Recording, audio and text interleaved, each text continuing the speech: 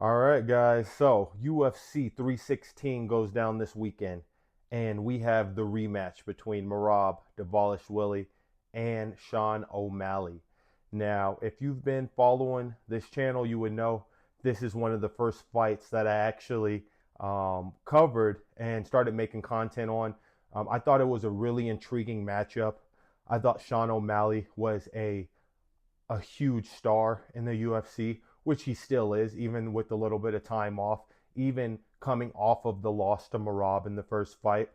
And I also was intrigued with the matchup and was kind of, wondering how Sean O'Malley would do with someone of Merab's athleticism, someone of Merab's, um, you know, stature and someone with his skill set, someone that's able to use the wrestling, use the takedowns, use the pressure, and kind of change the dynamics of the fight.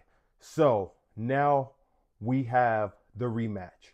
The first fight was actually UFC 306 at the Sphere, and that was a massive event. It was the biggest event that the UFC has ever put on in terms of gate, in terms of the viewership, in terms of everything. It just blew everything out of the water. The production was great. And so now we have the rematch. Still going to be in Las Vegas, but this time we're doing it at the T-Mobile Arena, and it will not be at the Sphere. So with that being said, I am still very much looking forward to this fight. I do think that with them having fought already, I do think the second fight is going to be way more competitive.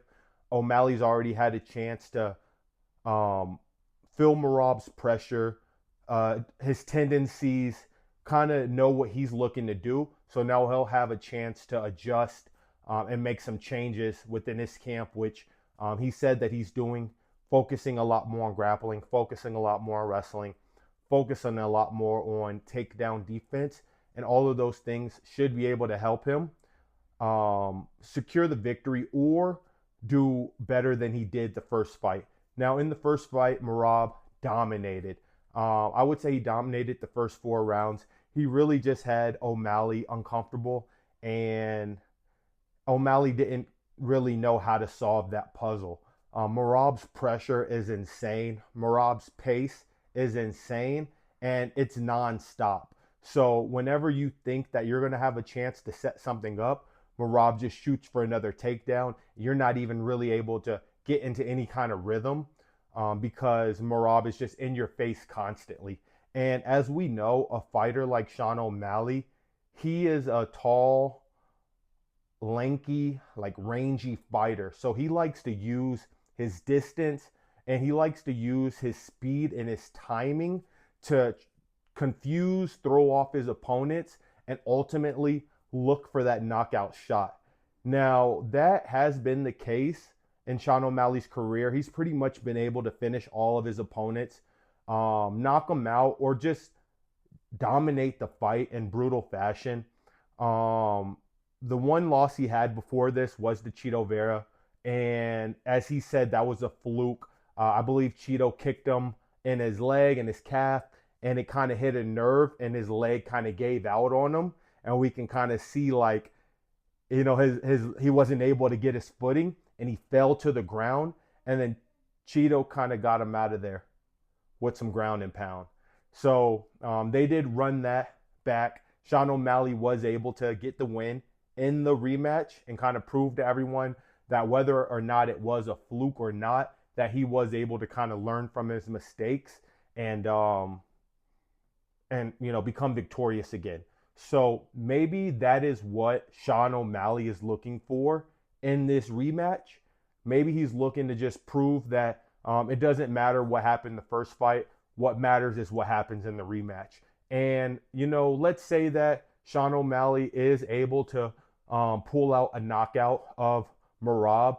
That would actually be the best thing that could happen to O'Malley, considering the way that he kind of got dominated in the first fight.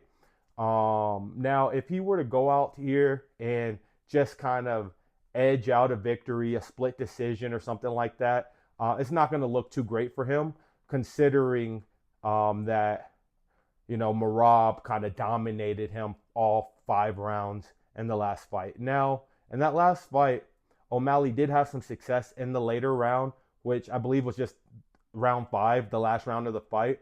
And he was able to use some of his weapons more effectively as far as his kicks and things like that. He was able to get a front kick off on Merab and hit him in the rib, somewhere in that area that really looked like it affected Merab. And Merab was kind of looking around at the clock to kind of see how much time was left, because you can tell that that shot kind of, did some damage to Merab. And up until that point, that was really the only damage that he took.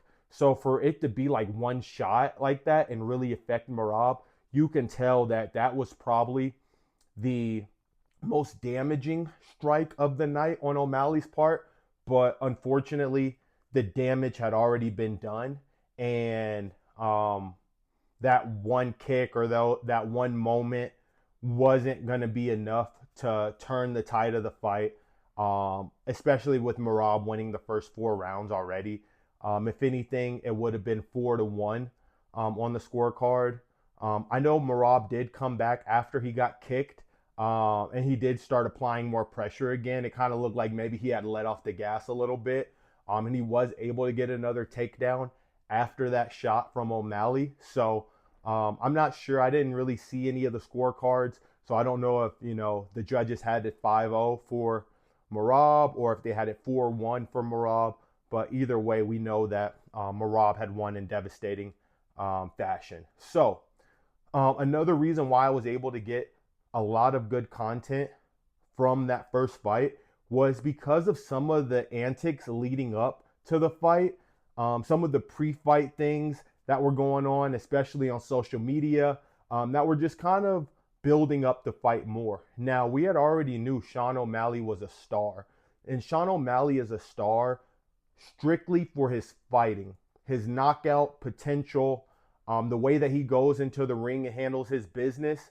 That is why Sean O'Malley is a star. But in that first fight, we kind of saw a different side of Merab and what he's able to do personality-wise, and some things that were able to actually up his value as well, and to kind of make him into a star as well. He was doing a lot of the build up for the fight, posting a lot on social media, funny clips, things like that. He even did things before the fight that Dana White didn't agree with. He was still doing hard sparring. I believe he got a huge cut like on his face from sparring just, a week or so before the fight was supposed to happen. No one knew if he was going to have to pull out of the fight or not. But as Merab said, that's just how he is. That's how he does his business, and that we shouldn't worry about him because he's going to show up fight night ready to go. And that's exactly what happened. So, Dana White kind of said some things about this, called him an idiot, and he wasn't too happy with him. And I think a lot of people were kind of unsure how that fight was going to go, just because Merab did kind of come into that fight injured or banged up, whatever the case may be. But he showed that no matter, what the case is, he's going to show up, he's going to do what he does, and he's going to put that pressure on you. And so we got a really, really dominant performance from Merab, and I am excited to see the rematch because, for one, O'Malley just is coming off of surgery. So he got surgery, I believe, his shoulder or somewhere. I'm not exactly sure where he got surgery, but he said that was affecting him going into the fight. It was lingering. He said he's 100% healthy now. So I am excited to see what O'Malley can do when he's 100% healthy, because as we know in the past, O'Malley is known for just knocking people out, putting their lights out, or just beating them up for, 25 minutes straight. And I think that Sean O'Malley, he does have a chance to knock out Merab. Like, Sean O'Malley, like I said in the first video, is no scrub at all. He is a really high-level fighter. He knows what he's doing in terms of striking. he knows how to manage the distance and keep fighters out of range, so that way they're swinging and missing and he's swinging and connecting. And so I think that that will be a key to this fight.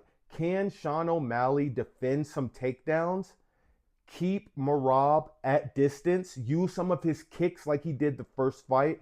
I think after that first fight, especially in that last round, it gave Sean some confidence because he knows that he can put damaging shots on Merab and potentially slow him down. And that's what you're going to have to do to anyone who has a gas tank like Merab, anyone who has cardio like Merab.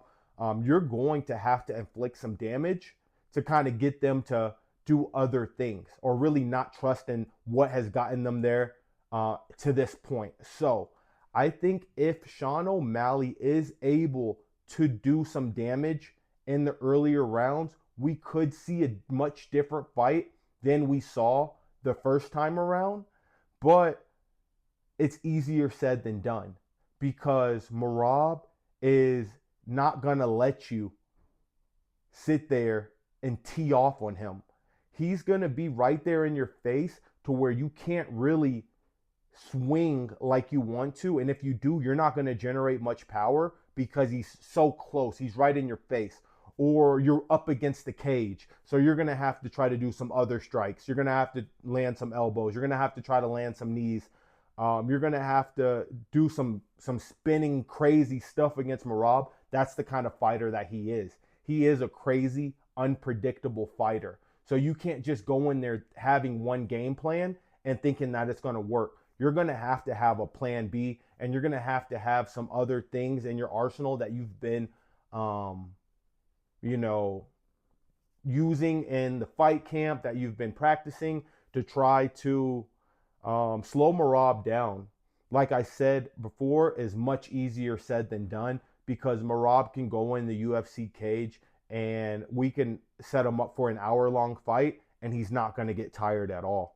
You're not going to see him really break a sweat. You're not going to see him breathing heavy. You're not going to see him asking for, water while he's in the corner in between rounds. Merab is just going to just be as solid as a rock. And so with someone like that, you are going to have to find a way to brutally, put some damage on him.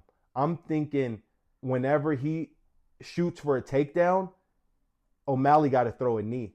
He has to throw a knee, or before he even thinks about shooting for a takedown, O'Malley needs to throw some kicks, do some feints, do some things to throw Merab off of his timing, kind of like O'Malley did with the Aljo fight. Now, Aljo kind of rushed in, and whether that was from O'Malley's corner talking to Aljo or whatever the case may be, Aljo got his timing thrown off and he rushed in and O'Malley caught him with the shot. That might be something that he can do if Merab kind of goes in reckless or something like that. But up until this point, from what we've seen from Merab, we really can't count on him doing anything that is, going to hurt his chances of winning the fight. Merab's fought some really good guys. He's fought some of the best guys in the UFC. And O'Malley, up until this point, he really wasn't fighting the best guys. He was kind of fighting guys that were matching, his pay grade. And up until O'Malley got the bigger contract, that's when he started taking on these higher level fighters, like a Aljo, like a Merab. But before that, he was fighting guys like Chris Moutinho, Chito Vera, and other guys that might be not as big or not as well-rounded as some of the guys at the top of the division. So he was probably fighting some, top 20 guys, things like that, while Merab has constantly been fighting guys in the top 10. So Merab has that to his advantage. He's fought more higher level guys, but O'Malley does still have a lot of time, a lot of experience in there, and he still does have weapons that could get Merab out of there. So we'll have to see how this goes. I am very excited to watch this rematch. Um, I do think, like I said earlier, it will be a lot closer to the first fight. It will be a lot closer than that. The first fight wasn't really close at all, and I think that's what kind of surprised a lot of people, especially O'Malley himself. And I do think that Sean O'Malley kind of just bought into the hype a little bit too much of the Sugar Show. He was drinking a little bit too much of his sugary Kool-Aid, and I don't think he took Merab as serious as he should have. I don't think he trained for Merab as hard as he should have trained. I think in his mind, he knew that anyone on the roster, he could put their lights out. So when we were even seeing some of the training footage of Sean O'Malley leading up to this fight, he was kind of joking around, eating pizza in one hand, hitting the bag with the other hand, just showing that, hey, he's not really worried about this guy, and that if he gets too close to him, he will knock him out and put his lights out like he's done with everyone else that he's fought. But he came to the realization that that is just not going to happen with Merab. You're up against a different level of fighter. And Merab really has nothing to lose. I think Merab is one of those guys where he likes to joke around. He likes to have fun. He's a really cool guy to be around. But when it comes to like getting in that cage, when it comes to working and training, he's not messing around. Like, he's not playing around. He gives it 100% because he knows that this opportunity is, a huge opportunity for him, especially coming from overseas, from Georgia. He's not taking anything for granted. Sean O'Malley has the Lambos, the Ferraris, and all of that cool stuff. He's living that life.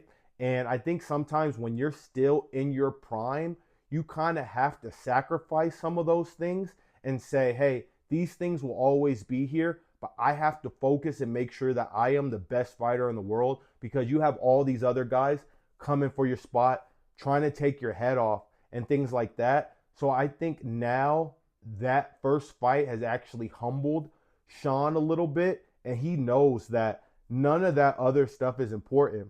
None of the sponsorships, the fame, the notoriety is not important, because once you lose, and once you lose that belt, some of that pristine, it just goes away. It's not as fun when you don't have the belt anymore, when you're just a contender like everyone else. And I think Sean O'Malley has gotten so used to that championship lifestyle that he knows he has to dedicate everything that he has to regaining and keeping this belt for a very long time, because once you lose that belt, you never know when you're going to get it back. Some people don't even get a rematch. So the fact that he's able to get a rematch and avenge this loss, I think that means more to him than even getting the belt back, because we've seen him come back from a loss, get a rematch, and then, win that fight. So I think he wants to prove that he is the best fighter in the world, that there's no one on his level, kind of as he would say, and get that belt back. So we'll see how this second fight goes, and I think that it'll be a lot closer than the first fight. So also on this card, we have Juliana Pena versus Kayla Harrison. Now, I think this will be a good fight as well. I definitely will tune into this fight. There's been a lot of trash talk back and forth between these ladies, and I think that once they get locked into that cage, something crazy is going to happen. Somebody's will is going to be stronger than the others, and I think that we're going to get a dominant performance. And if I have to be honest, I think that dominant performance is going to come from Kayla Harrison. Now, Kayla Harrison is fairly newer to the UFC. She's probably had 3 or 4 fights in the UFC, but ever since she stepped on the scene, I think everyone kind of knew that she would be a championship contender or a championship level fighter. She just had to kind of work her way up the rankings. While Juliana Pena has kind of been at the top for a while, she did win the Ultimate Fighter, and she also did win a fight against Amanda Nunes, which is the GOAT of women's MMA. And so Amanda Nunes isn't here anymore. She retired. And so now we have Juliana Pena versus Kayla Harrison. I do think Kayla Harrison's style is going to be a little bit too much for Juliana Pena to handle. Harrison does have the wrestling, the grappling, the jiu-jitsu. She was a jiu-jitsu world champion, but she also has some striking too. In her first fight against Holly Holm, you can kind of tell that she was still trying to put it all together, especially the MMA part of it, the striking. She's always been a good wrestler. She's always been a good grappler. But now I think that with the experience that she has gained, I think she's a much better striker. And I do think that Kayla Harrison will come out on top of this fight against Juliana Pena. And I think that she will kind of be a dominant champion for a long time. And really the only person I think that could stop her or, dethrone her would probably be a return of Amanda Nunes, which she says that that's what she wants, but we'll see how likely that is to happen. So that is also a fight to look out for. Let's see who else we got on this card. Kelvin Gastelum versus Joe Pyfer. I think everyone likes Gastelum. He's a fan favorite. He's been in some wars, especially the fight he had with Adesanya that got put into the UFC Hall of Fame. That was an epic fight. He probably was, up until recently, the first person that we've seen challenge Adesanya, have him in some uncomfortable positions. Adesanya did come out on top of that fight, but I think Gastelum gained a lot of fans' respect from his performance. But this fight with Joe Pyfer, I would probably have to lean with Joe Pyfer. Kelvin Gastelum is good. I do think he's a little undersized, and I don't think his conditioning has ever really been up to par. Joe Pyfer is an up-and-coming fighter. He does have admirations of fighting for the title. Gastelum's already fought for the title, so it's kind of like, let's see if Gastelum can kind of hold Joe Pyfer from his dreams, or if Joe Pyfer is just going to continue to send Kelvin Gastelum kind of down the rankings, and we'll just continue to watch the rise of Joe Pyfer. So I do think that that'll also be a very good fight. I do think Joe Pyfer probably has more ways to win, so we'll see how that goes. And finally, the last fight that I want to get into on this card would be Big Mouth Kevin Holland versus Vicente Luque. Everyone loves Kevin Holland. He is a fan favorite. He might have lost a few fans with that back and forth he had with Rampage Jackson, but I just think that was just two warriors being competitive, being arrogant, and just believing ultra confidence in themselves. So, but with this fight, my heart says Holland, but my head says Luque. Kevin Holland's kind of been on a couple fight down losing streak, and Vicente Luque, I think he's just been kind of solid. He's been consistent. Win some, lose some, but he'll never lose too many in a row. He'll kind of always stay in the top 10, kind of stay in that contender spot. So we'll see how this goes. Kevin Holland is known for his striking. Vicente Luque is known for his grappling. So we've seen Holland win in a grappling match. So we'll just have to kind of see if Holland can pull something out of his bag of tricks. I do think that Holland does have better hands, obviously. And if it does go down to the ground, hopefully Kevin Holland can get back to his feet or stuff some of those takedowns. because I don't think anybody wants to see Kevin Holland in a grappling match, in a grappling war, or anything like that. So I'm going Kevin Holland, but you guys go with whoever you got the most trust in. I know a lot of people are going to go with Vicente Luque. He's a really good fighter. So once again, stay tuned and we'll see how that goes.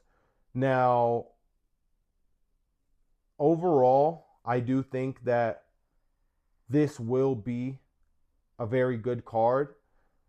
And I do think that we will get some good performances, especially from the main card. Now, the prelim card, it didn't look like it had too many exciting matchups on there, but as UFC fans know, those are probably going to end up being the biggest wars and some bangers in those as well. So you guys let me know what you think. You guys got Merab, you guys got O'Malley, you guys got Kayla Harrison, you guys got Juliana Pena. Do you guys got Joe Pyfer? Do you guys got Kelvin Gastelum? Or do you got Vicente Luque or Kevin Holland? I'm sure we'll talk about this after the fight. We'll see if some of these things came true, but I'll catch you guys on the next one. All right, later.